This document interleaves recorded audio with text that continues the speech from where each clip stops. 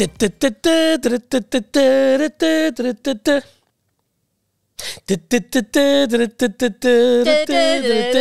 the tune? Yeah, I do know. I was trying to figure out what you were doing. It's a football tune. Why am I singing a football tune? Well, could it be because we're halfway through the Future Coaches campaign? We are halfway through the Class for Kids Future Coaches 2023 campaign. How's it going? It's going really well. I think we've interviewed some amazing people, and we're going to be interviewing somebody else who's amazing today. Oh, wow. We have been out to lots of club shoots. We've just got to chat with and interact with loads of different football academies. And We have been the length and breadth of the UK. Well, almost the length and breadth of the UK. We've spanned the length and breadth of the UK. Yeah, we haven't physically been. Not yet. yet. No, not yet. But the audio waves have spanned the length and breadth of the UK for the football campaign. They've been to the big shiny lights of Aberdeen. Can you do a header with football? Let's see. Oh, I missed! I missed. Did you look as if I was trying to attack you there? You were. That was assault. And that is staying in. You haven't seen it here. If I'd got our head, it would have been good. It would have been good on camera, but oh well. So who have we got today, Rebecca? We have got one of our OG customers. Now I'm talking OG way back to 2015. 2015? 2015. 2K. What were you doing in 2015? I was still in uni. Still in uni? Yeah. Studying? Business and marketing. Ooh, business and marketing. Ooh, business and marketing.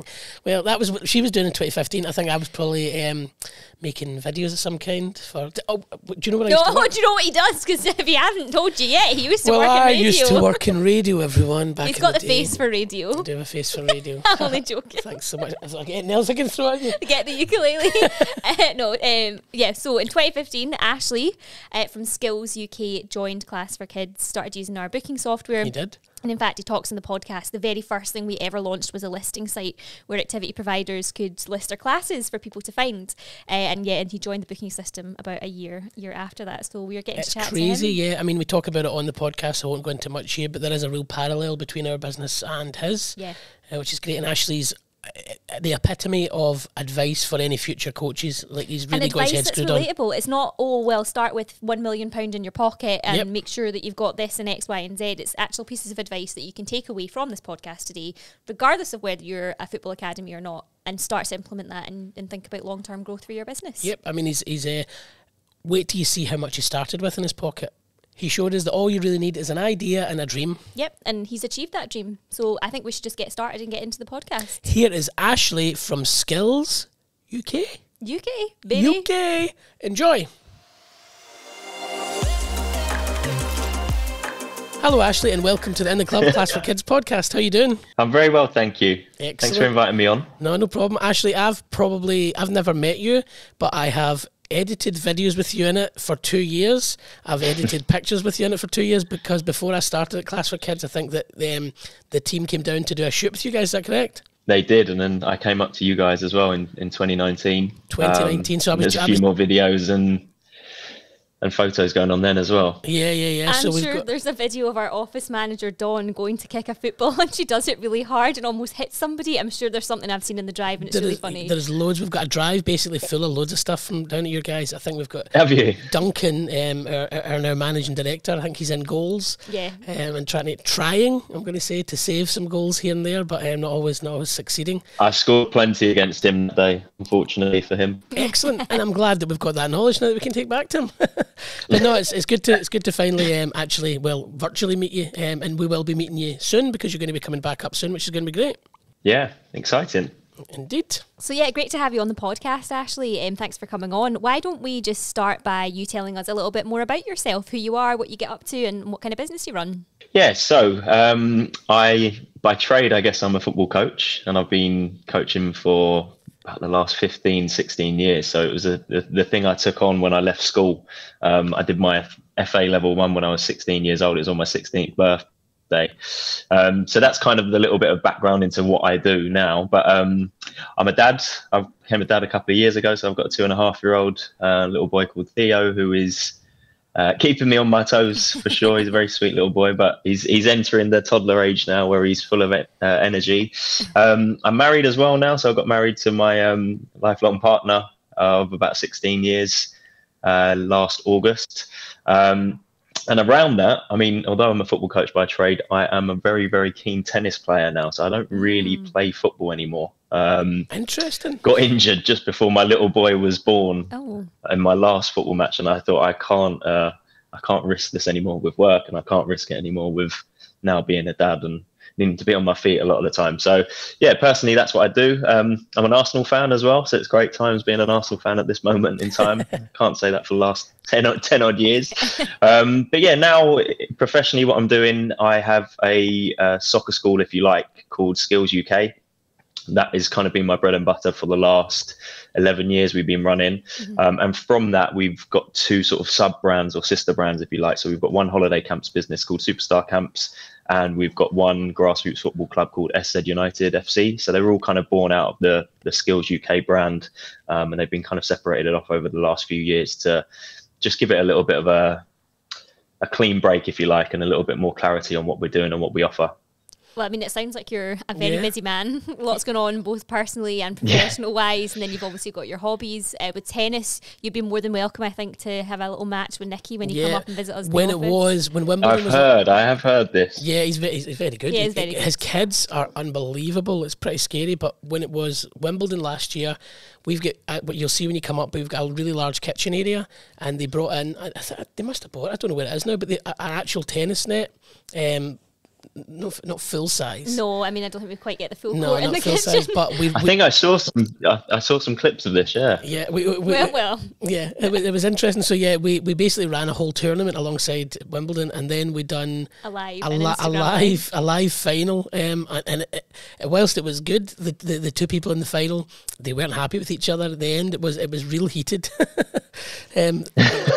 It became from something that was office fun, became very serious. There was a lot of practicing going on every day, but yeah. Lunch hours, people were spending time like not even eating their lunch. It was like, get into that kitchen and let's practice this tennis. So yeah, you'd be more than welcome. We'll find that net for when you come home. That may be a good idea. I look forward to it. As long as it's not being filmed though, because I'm not that good yet. Oh no, unfortunately we film everything. Yes, we do. We film everything.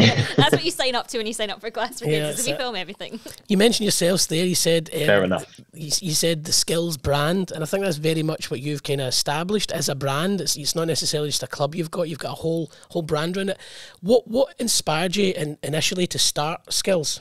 Being a football coach, it's really, really hard to make sort of like a full-time career, I would say, out of it. It's almost like an uphill battle all the time, and it's really surprising considering the money that is in the professional game and the popularity of the sport. But finding full-time work's really, really difficult. So when I first started coaching, I worked for a really small independent soccer school near where I lived.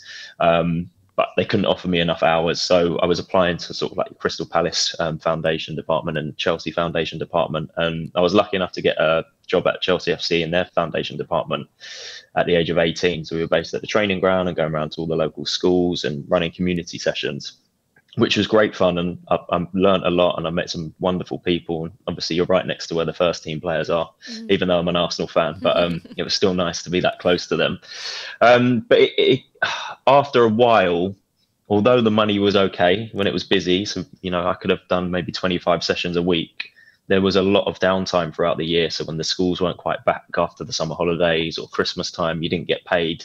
So I found I constantly had to top my money up, if you like. And the goal originally was always for me to work in academy football. I always wanted to do that. I wanted to get my qualifications done and start working in the pro academy game, which I managed to do. So I was doing that alongside working for Chelsea. I was working for Barnet Football Club, which are, I think they're conference premier now. They're a very low league team. But doing that plus Chelsea it became so much. It was sort of 7 days a week. I live in South London, Barnet was in North London, so I could travel to sort of like West London for work with Chelsea, and then I'd be travelling to North London in the evening, not getting home till sort of 10 o'clock at night. It was just really, really difficult to sort of make a living, and I became a little bit disheartened at Chelsea. Rightly so, they sort of didn't allow you to kind of clash the work you were doing. So me working in the academy setup with Barnet sort of restricted some of the hours I could do with them. So they sort of put their eggs into other coaches, I would say, which is fair enough. So towards the end of my time there, I managed to get a job with Fulham in their academy, which was a lot more local to me. So I actually had already just started setting up Skillz. It was running for about 6 months, and I decided that once I got the job at Fulham, I wasn't going to work at Chelsea anymore. I was going to work for Skillz and I was going to work for Fulham. But the idea sort of came around me just being a bit fed up, really, of not earning enough money, I guess, not seeing a future for myself in sort of full-time work, if you like, in the coaching game. And I actually found I was pretty good at what I did. So we set up a soccer school on a Saturday morning for Chelsea, and I was sort of in charge of that. And I think we grew it to about 70 kids attending every week, something like that, wow. Or 90 kids on a register and maybe 60 attending. I obviously got paid as a staff member, but I thought if I could do this for myself, then I'd be earning an all right living. And that's kind of how the idea sort of sprung open, really. Yeah, because I mean, it must be quite a big jump, obviously, going from full-time employment and then into the world of self-employment. It must come with some, I guess, worries, concerns. And I mean, there's probably many coaches out there that are in a similar position, maybe working full-time during the day and then working part-time at night coaching. So how did it feel to take that step of becoming, you know, your own, the master of your own plan and becoming self-employed and guiding your own business? What was that like? So I think one of the things I missed out at that time, I sort of had 4 jobs going at once. I was doing Skillz when that launched. I was doing a little bit with Chelsea, which they didn't know about, but they do now, I guess, if this goes out. But then I was working for Fulham when we were in the academy game. And then I was doing a little bit of social work with some, not young offenders, but they were sort of troubled youths, if you like. And I was doing a little bit of sessional work for that. So I was exhausted, to be honest with you. So when I could kind of make the jump into just focusing on the academy stuff with Fulham and then sort of putting in my own hours with my own soccer school with Skillz, it was okay, to be honest. And I was only 21 at the time. Full of so energy, no mortgage, no kids, full of energy, living at home with mum and dad. They were doing my washing still. So yeah, it was the dream. It was just kind of easy, I would say. It was quite an easy transition. It'd be more difficult to do it now. I would say now, you know, when you've got more sort of adult responsibilities and you're a bit more grown up.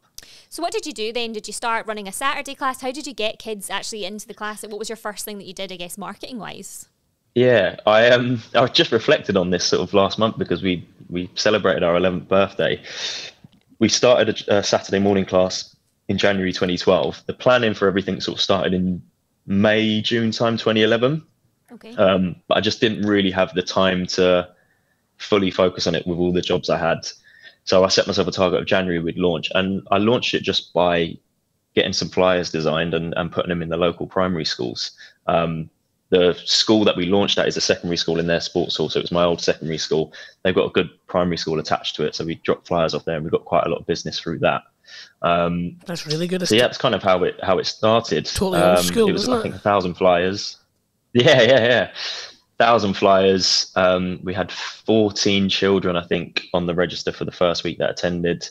Second week, we only had 10. And then it sort of just fluctuated up and down and it slowly started building. But I was actually only there for the first 3 weeks of the launch. And then I handed it over to 2 coaches, 2 of my good friends, to sort of run it and get on with it because I had to go back to Barnet to work in their academy. That's really interesting. So actually looking back on it, I'm not really sure how it launched, to be honest, because I wasn't even involved in the front end of it at the beginning. So that's, I mean, a lot of the coaches we speak to that have set up clubs, it takes them such a long time to do exactly what you said you've done right at the beginning, which is to take a bit of a back step and to allow people to kind of run it for you or to step into your place. So that's quite interesting you've done that right at the beginning. Yeah, but they were, one of them I used to work with at Chelsea, and he's been a good friend of mine since we were sort of in secondary school. The other one I've known since the age of 4. So I knew we could trust them, which is the main thing. I knew they were decent coaches, or good enough for what we needed at that moment in time. But yeah, it's interesting reflecting on that, actually. Yeah. It's a bit unorthodox, I've got to say. I guess it's relying on your network, like you say, and who you trust. And if you know that somebody's good at coaching, they're business savvy enough to be able to think about, right, here's what we need to do to build word of mouth and get more kids in the door, then that allows you to step back. So I guess you've used your network essentially really well and built up a very successful business from that. Yeah. For sure, I guess you could say that, yeah. So your ethos at Skillz is teaching kids in an exciting, engaging way, right? So what does that mean, and where does that come from? We always drum into our coaches, you know, even to this very day, whether it's at our football club, whether it's the football classes, whether it's holiday camps, we always say we never cheat the kids out of an amazing experience. So we have kids that we only see maybe for an hour a week, but we could be the absolute highlight of their week. We don't really know what's going on in their personal life. We see kids from all over the borough that might not be having a good time at home or at school, and when they come to us, it's their time to kind of enjoy it. It was born out of my frustration as a kid playing football. My dad ran my team for about 10 years. And when he ran my team, it was a really, really good time. It was very exciting. It was kind of focused on us and lots of fun. Training was just like a mini match rather than boring exercises that most coaches make you do.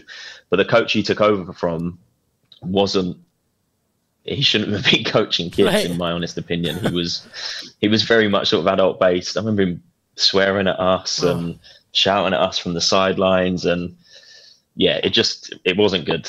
And then I also remember kind of doing school football when they sort of had an external company or an external club come in to do the coaching. I remember like getting touches on the ball like about 5 times, and because I wasn't very good back then, I couldn't get on the ball and I was kind of missed out. So I always said that I wanted to make football fun for kids again and make it all about the kids rather than, you know, adults coaching the kids and using their own experience growing up. It just doesn't work in football, and you still see it to this day, unfortunately. Yeah, I mean, I guess that's something different then that you're looking for in coaches. And I mean, I know reading from the things that we've done with you in the past, it was all about kind of imagination and bringing, I guess, child's play into football and making it something that they want to engage with in the first place. And of course, the sessions and the skills are important, but if you don't get a child to engage right off the bat and actually want to come back to classes, then it must be quite difficult to, I guess, develop their skills. Yeah, yeah, for sure. And I think it's almost an uphill battle sometimes we have with parents, because parents have an idea of what football should be like because they see what's on the television, they hear about this child's gone on to play in an academy, they use their own experience of what they did when they were a kid and they think they're pretty good, so that must have been the right way to coach. But kids are kids, and no matter which way you dress it up, they want to have fun, they want to be engaged, they want to get better, but you can't do one without the other. So it's really, really important that adults remember that kids are kids and you treat them as kids and you don't do anything more than that, especially with the younger ages. You obviously have to have a structure in place where there's a little bit of discipline, if you like, where you're teaching them that they have to learn to take turns or, you know, respect each other and things like that. But ultimately, it's all about having loads of fun with them, using characters, themes, footballers, whatever it might be to engage them so your learning message can get across to them. And is that something you look for in the hiring process when you're taking on coaches? You know, is that like an important thing when you're interviewing, like that kind of teaching style? Is that something you look for from the get-go, or do you think that's something that can be, I guess, taught to coaches over time? It's a tough one because since COVID, I would say it's been really, really tricky recruiting people. We found some brilliant people, but it's taken a lot longer than it would have done in previous years, even if we throw a bit more money at the job or whatever it might be. But first and foremost, we've made it absolutely clear that if the coach doesn't have the right characteristics of their personality, they can't work for us. It's as simple as that. Yeah. So we don't care if you're the best qualified football coach. If you can't relate to kids, or you're not energetic or confident or got a bit of bravado about you, you can't work for us, because that's our whole message and our whole ethos. So the pool of coaches we get to select from, I guess, is a little bit small, if you like. But we don't want to make the wrong hire because it will affect everything that we do. Yeah, interesting that you mentioned COVID, because I see this right across the kids' activity industry, so not just in football but in dance, that hiring coaches or teachers has become increasingly difficult. And I wonder if part of that's down to people maybe leaving that side of what they did, and sort of, you know, if businesses were struggling, like, you know, football academies, dance schools during that time, and they've left and gone to something else. Do you think that's a contributing factor, or do you think it's just the calibre of talent that's out there now? So football industry is a little bit different because the FA stopped a lot of their qualifications during COVID. Right. I think they were going through like a rebrand of all the courses, and then COVID hit. So it was sort of like a double delay, if you like, because there was no courses running for a while because of the rebrand, or the restructure, if you like. And then COVID hit and they couldn't run the courses. So there's been a bit of a backlog, and we're only now really hearing from sort of level 2 UEFA C coaches that are now doing their courses because the course back up and running. Personally, in our area, I don't know if it's the same across the whole country, but I've never seen more one-to-one coaching programs, mini little soccer schools popping up in our area in the last 11 years as I have done in the last sort of 18 months. It has been absolutely ridiculous. So do you think... So I think a lot of people now are... Go on, sorry. Sorry, I was going to say, do you think that then that's overkill, and that that's what's diluting the coaches that are good, that they're kind of going to these multiples that are opening up everywhere? I think a lot of people are trying it on their own now. Right, okay, I've got you. What we also see is that not a lot of them last too long. Okay. We might get fed up because it's not growing as quick as they would. So I think it's kind of diluting it. And I think from speaking to people, some coaches are a little bit lost about what direction to take it in. So a grassroots soccer school like us may not be 100% what they want to do, and it might not be the right progression for them because they may want to go and work in academy football. So they feel they may have to join a program that kind of supports that or is more team-based, etc. So there's a lot of factors that have gone on, but we are getting a lot more success, I would say, over the last sort of 4 or 5 months of recruiting people than we were, a year ago, if you like, because of the COVID, whatever happened during that time. And that's what we're always like, isn't it? Whatever happened during COVID, I don't know what was going on there. Yeah, that blur. Exactly. Well, we just try and forget it. Just never happened.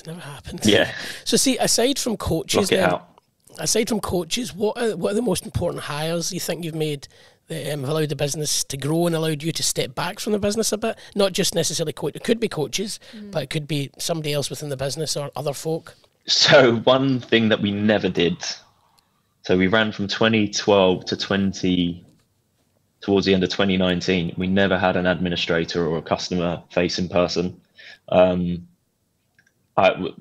we hired a load of full-time coaches and we kind of just shared that role and responsibility. So there was no one really focusing on it. But in September or October 2019, my now wife joined us and she did that role for us. And then we kind of expanded that role, and we've got a lovely lady called Sally who helps us with that now. And she's sort of like our customer relations manager who shares it with my wife. Since having that, it is just, I think it's expanded everything because it's one, put someone in that place of that job that knows what they're doing and is kind of passionate about what they're doing. 2, the coaches are no longer doing it so they can focus just on the coaching. 3, I'm no longer picking up the pieces with the admin because it's now being done properly so I can focus on growing the business. So I would say that structure has really, really helped now. Hugely, actually. I think that's a real turning point for us. It's actually made us more profitable, even though we're spending a little bit more on staff. Yep.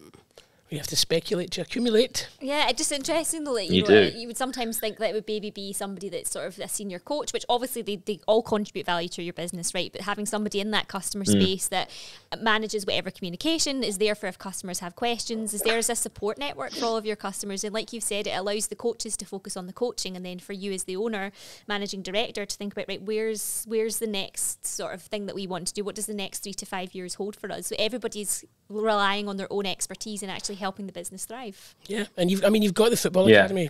But what are the other parts of the business? There are other parts that aren't just academy based. So like I said, we've got a holiday camps business as well, which is a separate company, separate brand, but it all kind of ties into one another. Is it still under kind of bounces Skillz? off one another. No, it's a separate brand. It's called Superstar Camps. Okay, cool. So we've got that. Like I said, we've got the Grassroots Football Club, where I've actually employed an academy manager who solely runs that for me and with me. So I don't really go to training. I don't really get involved in the matches. I don't really get involved too much in the sort of day-to-day stuff with that. We will kind of meet once a week and bounce ideas off each other of what's not working, what is working, and I'm there to support him on that. But I've given him a lot of ownership and responsibility to thrive with it, and he's done absolutely fantastically with it. We've just employed or promoted someone to academy manager at Skillz as well for the football classes, because this is something that we haven't had for quite some time, which is needed because it's such a big program now. So he's going to be in charge of the coaches and sort of developing the program a little bit more with my help, just to free me up. So yeah, there's lots of stuff going on. It's only when I talk about it I realize actually how busy I am. And now we're moving on to the franchise sector as well. So we're franchising out the Skillz football classes and birthday parties. And we've got our first one launching in September, not too far from where we are, which is really exciting. We've got quite a few calls with people at the moment to try and get someone to purchase another territory. You're just not stopping. No, you keep striving for more, I think. Yeah. You get in an hour's... And I wonder why I'm tired, actually, to be fair. And a toddler at home. I know how the toddler one goes, believe me. That's a juggle in itself. I can barely make it into work with the toddler running about. To be honest, you don't really do much work anyway, Well, Stephen. thanks very much. That's fine. She's very cheeky, this one. I didn't say that. You were thinking it, Ashton. I'm just joking. Interesting that you said you've set up a separate holiday camps business, because most of the academies that we chat to, or dance schools or gymnastics clubs, they run their holiday camps just as part of the business. So what made you think about separating the two brands, I guess? So the reason we separated into 3 different brands and companies, if you like, is because we just found that when everything was under the Skillz name, it was just, it diluted it a little bit. You know, it was just, we were sort of jack of all trades. I felt like it was diluting it. And the goal for me has always been to create something and then eventually try and franchise it out. So to be able to do that, I wanted to create up 3 different brands, if you like. But for example, if we're not perfect, so if we ever got a complaint at our holiday camps, that complaint would then kind of filter into our football classes, which I didn't think was quite fair. Vice versa, running a grassroots football team, I don't know if you know much about grassroots football teams, but they are very difficult to run and manage expectations. So again, if we got a complaint there or someone wasn't happy, it then reflected on our football classes or our holiday camps, and it all just got a little bit murky. But whereas now we've separated it, best thing we've ever done, to be honest with you, because it's 3 standalone brands and companies, and they've all got their own different customer bases. And if something goes wrong or right with one, then it's solely on that company. If something goes right or wrong at another one, it's solely on that company. So you almost created it was hard work. It's like you've created individual identities for each of these different parts of the business. He's made it make complete sense. And they all run in slightly different ways. So yeah, it makes sense. But interesting that you were thinking like major long term there as well. You know, thinking, well, I want to franchise this part of the business. It's going to be easier if that part's separate. So you were thinking really long term from the get go with all of that. So, and very interesting the way you think about it in terms of, well, if I got a review that was negative here or wasn't the best feedback, then it ultimately would affect the whole thing. Whereas now you've got them sort of aligned in the same sense, but obviously running individually. This podcast is going out as part of our Future Coaches series, and everything you just described there is really just like, it seems like you've had it from the beginning, that you were thinking about this, the growth of this business, and I think that the advice you've just given there is absolutely amazing for anybody looking to either become a coach, become an academy, become a school, and to eventually franchise out, because you've went into this thinking about franchises straight away. Is that correct? Kind of. I think if I reflect, I would say I was so tired from the age of like 18 to 21 of all the jobs I had and all the traveling I used to have to do. And I don't want to say I burnt myself out, but I thought to myself, I don't want this to be my life. I don't want to have to be sort of chasing everything and chasing my tail all the time and exhausting myself, which I did do once I set the business up, because you kind of have to get things off the ground and build that momentum. But I read a book by Innocent Smoothies when I first started Skillz about their story and their journey, and it blew my mind just how they spoke, how they wrote things, a little bit like Virgin and Richard Branson. They got a bit of a quirkiness to them, but how they kind of set their business up, started with 3 founders, but they're not the ones making the smoothies all the time or doing all the marketing, but they have set up a business that now kind of grows and is a huge brand. And for me, it was always about creating something that allows me to have time. So when I do have a child, like I do now, I'm able to have a little bit of flexible time with my work where I can spend a bit of time with him. I can drop him to nursery. I can spend time with my wife, my family, whatever it might be, play tennis. I just didn't want to be exhausting myself all the time through work. Although I can say that hasn't happened, because I did, last year I felt very, very, very tired after that COVID rush of getting back to work. But I've got a really good team around me that kind of support everything that we're doing. And although I'm running quite a big operation, I would say it's not as busy as it sounds, if that makes sense, on what I do on a day-to-day basis. I think you've from the get-go, and this is sometimes what people miss, is you've been thinking like a business owner all along and thinking about, right, I need a strategy, I know that I need a brand, I know that I need good marketing, I know that I need a really good support network around me of whether that's coaches or these are the key hires that I need to make. So you've kind of actually built the puzzle from a very early stage, whereas other people kind of learn that over the course of maybe a couple of years, could be 5 years from some people that we've spoken to. And I think the advice that you're giving is so practical, and it's actually not something that's unachievable. So that's what I'm kind of taking away from the podcast, is you were thinking like the business owner that you should have been all along. And unfortunately, that's, I think, just the trick that people miss sometimes.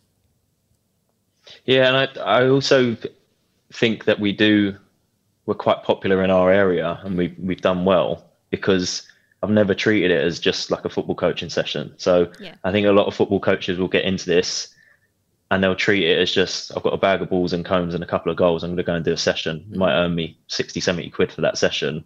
There's no sort of further thinking than that. Whereas I think you're doing yourself a disservice if you don't think about what your future will look like. And if you can, you might not make it in that future, and I'm still not where I want to be at all, and the business still isn't where I want it to be. But if you can set something up and work towards that, at least you're giving yourself a better chance in life as you move forward, because it's tough out there at the moment, isn't it? You're seeing what's happening sort of around the UK and around the world with livelihoods and everything going up. So for me, I'm really passionate about making sure that you've got a solid base to build a future on. That's what I'm really passionate about at the minute, which kind of links into the franchise stuff that we're doing. You have kind of been a bit of an OG customer, Ashley. You've been on with us, I think, since 2015. So what was it that made you decide, actually, I need a booking system, I need something to help me out in this space? And also, and with that, how did you find us? Because at the time, we would have been about a year and a half. Yeah, very much so, right?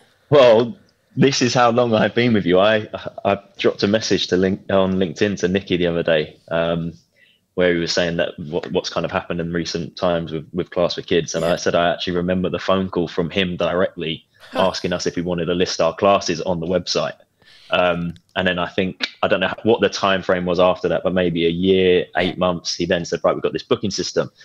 We were actually naively looking, when we built our new website back in 2015, 2016, we were actually looking at how we can get a booking service on our website. Do we build one? Do we... is there anything out there? It wasn't really much out there because we were just using spreadsheets and it was an absolute nightmare. So when you guys came along, it worked brilliantly for us. And then I think we were doing termly bookings then, and then it moved on to subscription base, which is what we still use today. Saves us a lot of time, brings in the money sort of automatically, if you like. Never really looked back from there. I think there's parallels between your business completely and our business as well. And I mean, the fact for the listeners out there, Nicky was our CEO. He's now the founder of the company, but he was picking up the phones. Mm-hmm. He was on sales. He was. So, I think they probably started with £800 in their pocket as well. Back in the good old days. I mean, you mentioned the listing site there. I mean, that was kind of the first thing that Class for Kids started. It was a listing site for people to be able to advertise their classes in local areas, and then along came the booking software. So that goes to show you very much are an OG customer with Class for Kids. And how would you say the systems made things easier for you in running your business? If you think back to particularly those early days when you were just joining Class for Kids, I mean, you said their spreadsheets were a nightmare. I think you and every other customer and kids activity provider out there will probably say the same thing. So what difference has it made to the business? Our Saturday morning program, until the Class for Kids system came along, we were pay as you go. So we had a really, really popular Saturday morning class, which was our original one that we launched in 2012. But some weeks we'd get like 80 kids turning up with no notice whatsoever. So we kind of had to make sure that we had the right amount of coaches on standby or at work to be able to handle that. So I think it made us more profitable because you kind of then started predicting what would happen, and it was regular money coming in, and you knew exactly how to sort of structure your week, if you like. Mm-hmm. Coaches could all access the registers, so if I wasn't there, they didn't need to borrow my laptop or the spreadsheet to fill it in. They could all access it. So it's just, I would say it's turned us into a proper business, if you like. It's less sort of cowboy style. It's very much sort of a proper business now. I like that.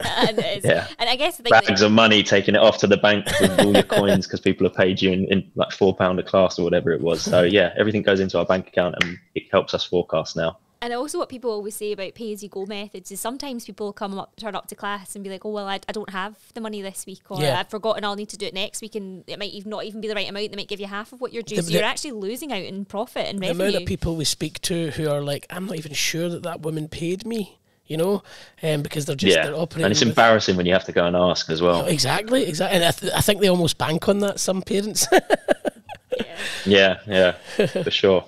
Okay, Ashley, we are going to finish with one final question. Thank you so much for joining us on the podcast. But what is next on the horizon for you and for Skillz? So the main focus for me this year and beyond is expanding our business in the franchise sector for our football classes for Skillz UK. So we've taken on one already who's joining, like I said, in September. They'll start their training in July. We're actually only looking to take on maybe 2 more in our first year because we don't want to go any bigger than that any sooner, because I want to make sure that we can offer franchisees the right support, and I want to fully understand what we're doing as well. That is the sole focus for me personally in the business. For the other kind of brands that we've got at the moment, then it is just about sort of making our program better, supporting our customers a little bit more, making it a better experience for the kids, making sure we've got pathways for the children to enjoy. In a nutshell, it's just fine-tuning what we've got here and then expanding our programs to hopefully be across the UK in sort of the next 5 years. Well, we are very much looking forward to seeing the franchising journey that you go on, and we'll be following that closely. And you never know, you might, if you expand across the UK, have a Skillz Academy near us, and we'll be out there shooting some content in the next 5 years or so. Yeah, I think we need to go down anyway. I think you're overdue another little visit from us to get some nice video content. Yeah, Stephen and I are always, for sure. when we interview people, we're like, do you want us to come and visit you? We'll come and do a club shoot, because we're always just trying to get to exotic locations outside of Glasgow. Yeah, outside of sunny Glasgow. I can't say Croydon is exotic. Sorry, I can't say that to you guys. Listen, it's more exotic I than can't sunny sell you that Glasgow. dream. Actually, it's been brilliant to finally we'll virtually meet you just now, and we'll be seeing you when you come up for our Future Coaches event. In fact, I think when this goes out, it should just be a few days away. I think it's about maybe a week away. Very excited to host our event. We've not let too many people know about what's going on yet, just keeping it under wraps until everything's finalised. Just kind of drip feeding little bits of it, but it's been brilliant to talk to you. Thank you so much for coming on and sharing your story. Yeah, you too. Us.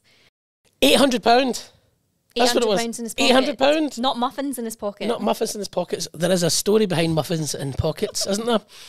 There is, and I don't know why we do this on the podcast and admit to these things, but basically Stephen, Seema, our partnerships manager, and I were down in Nottingham visiting the lovely Natasha Coates. Hello, Natasha. Hi, Natasha, if you're listening. And we were doing a campaign in 2022 around being a champion for diversity and opening your doors to disabilities right throughout the kids' activity industry, but particularly in gymnastics. Get to the muffins.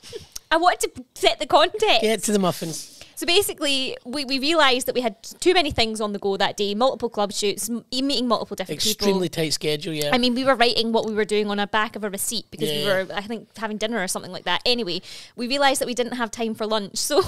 or to eat from about 9 in the morning until about 9 at night. Yeah. And we were at the breakfast buffet. And we basically just stole it. It's not stealing No, it's not stealing. Because they get this part of the buffet, but we basically filled a bag full of as many muffins as we could. And we were really stressed about this. And I was like, guys, it's fine. We've got muffins in our pockets. So that now becomes a kind of saying for us when it's a hopeful saying. Don't worry, guys, we've got muffins in our pockets. So Ashley had muffins in his pockets. He had £800 in his pocket to start this academy. And look what he has now. I know. Thinking about franchising, I mean, looking to franchise across the UK in the next 5 years. 3 different brands, separated them because, that's what made sense in terms of growing each section of the business. Yep. Really savvy in how he thinks, and that was right from the get-go. He stepped back, I think, 3 weeks into running? Yeah, that's right. And we haven't heard that before. What we do here is, I'm thinking about stepping back, but I need to get the right people More in place. like, it's not 3 weeks, it's 3 years down the line. That's right. But even minimum. then, people are really nervous about actually letting go a little bit of it. And again, his parallel journey with us, and the fact that he took a call from our CEO, I know, who was obviously a man of many hats at the time. Shout out to Nicky, who started this business. He was clearly phoning people to get them on the listing site to get kind of generate leads and things like that. That's what happened back in the day. Nicky would be on the phones. You'd be getting to chat to the Nicky Thing, the founder of Class for Kids. Yep, indeed. And so exciting because we've obviously met Ashley through video content because we've only been here 3 years. We never actually got to meet him, but we got to meet him virtually today. However, in a couple of weeks, in fact, next week, is it? He's a coming. He's a coming to Glasgow. He's going to be playing tennis. Yeah, well, he doesn't know. He doesn't know yet. No, he does. We told him on the podcast. No, but he doesn't know he's let himself in for coming up. Is what I'm saying. Yes, he's going to be playing tennis. He's going to be doing football quizzes, dancing, probably having a fun time. He will be having a fun time, and it's really exciting for us because we're hosting our very own, and I think this might be the first time we've actually said the words out loud. Event. We're hosting an in-house event at Class for Kids, y'all, and it's going to be so exciting. It's really, really exciting, and we can't wait for Ashley to be here and everybody else, and you'll find out more about it as the kind of weeks go on as well. But at the point that this podcast drops, that's what the cool kids say, by the way, drops. I really don't think it is, and I don't think that hand move is a thing. That's a new thing. And that's not what I was doing. I do my own. I do my kind of... Why are you doing that? The people that are just listening to this have no idea what we're doing. Oh, if you're listening to this, please go to our social channels because I'm definitely going to get a cut of this so you can see what Stephen's doing. Yeah. Because the world just needs to see it. Needs to see it. Well, thank you, Ashley. Great podcast. And there's only one thing left to do, as always. And how could we do it in a football-y way? 3, 2, 1. Yay! Oh, you missed me as well. That'll do. Bye.